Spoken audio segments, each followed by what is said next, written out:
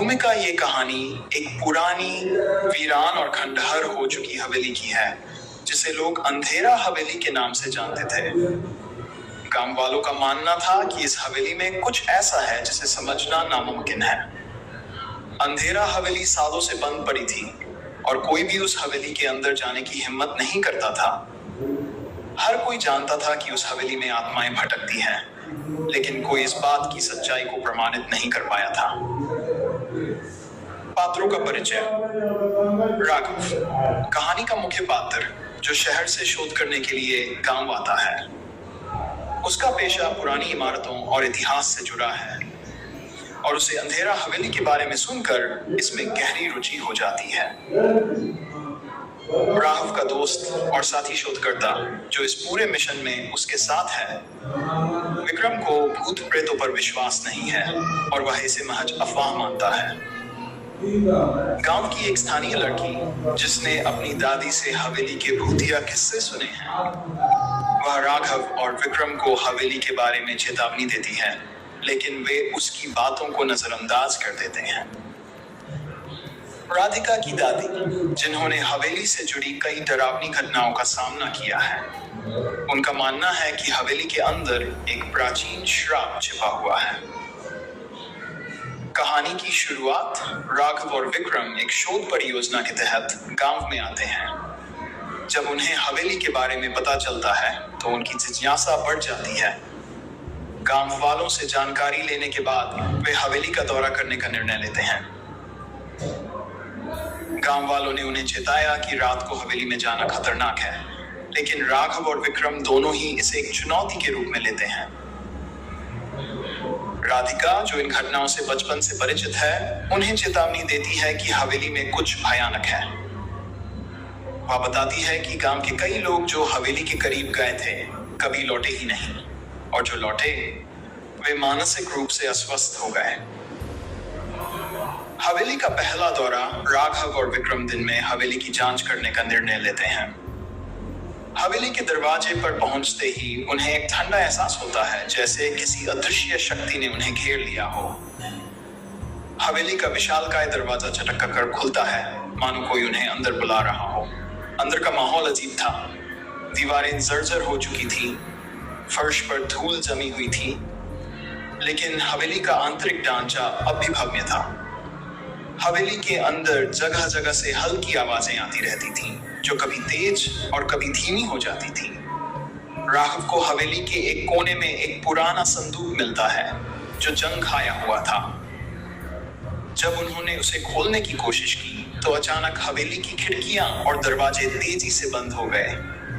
कमरे में अंधेरा छा गया और तभी एक भयानक चीख सुनाई दी। विक्रम ने इसे हवेली की पुरानी संरचना का प्रभाव माना, लेकिन राघव को लगा कि कुछ अनहोनी होने वाली है। उन्हें महसूस हुआ कि हवेली में कोई अनजानी शक्ति है जो उनका पीछा कर रही है। हवेली का इतिहास। रात को जब राघव और विक्रम गांव लौटते हैं तो राधिका की दादी उनसे हवेली का इतिहास साझा करती है। वह बताती है कि 100 साल पहले इस हवेली में एक धनी जमींदार रहा करता था, जिसका नाम रुद्र प्रताप था। रुद्र प्रताप निर्दयी और क्रूर था और उसने हवेली में कई निर्दोष लोगों को कैद कर रखा था।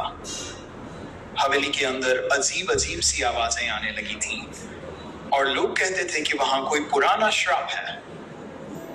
कहानी के अनुसार एक दिन अचानक से रुद्र प्रताप गायब हो गया और उसके बाद से हवेली वीरान हो गई। लोगों का मानना है कि रुद्र प्रताप की आत्मा अब भी हवेली में भटकती है और जो कोई भी हवेली के अंदर जाता है, उसकी आत्मा हवेली के श्राप का शिकार हो जाती है। हवेली में वापसी दूसरे दिन राघव और विक्रम फिर से हवेली जाने का निर्णय लेते हैं, लेकिन इस बार राधिका भी उनके साथ होती है। जैसे ही वे हवेली के अंदर कदम रखते हैं, उन्हें दरवाजे के पास कुछ असामान्य हरकत महसूस होती है। हवेली का माहौल बेहद भयानक और डरावना था। जैसे जैसे वे अंदर बढ़ते जाते हैं, हवेली की दीवारों पर खून के निशान उभरने लगते हैं। हर कदम पर एक अजीब सी सिहरन होती है, जैसे कोई उन्हें देख रहा हो।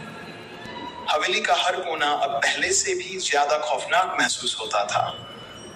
तभी उन्हें हवेली के मुख्य हॉल में एक प्राचीन दर्पण दिखाई देता है। राघव और राधिका दोनों दर्पण के पास जाते हैं, लेकिन जैसे ही वे उसमें झांकते हैं उन्हें अपने पीछे एक साया दिखाई देता है। साया रुद्र प्रताप का था, जिसकी लाल आंखें और विकट चेहरा उन्हें घूर रहे थे।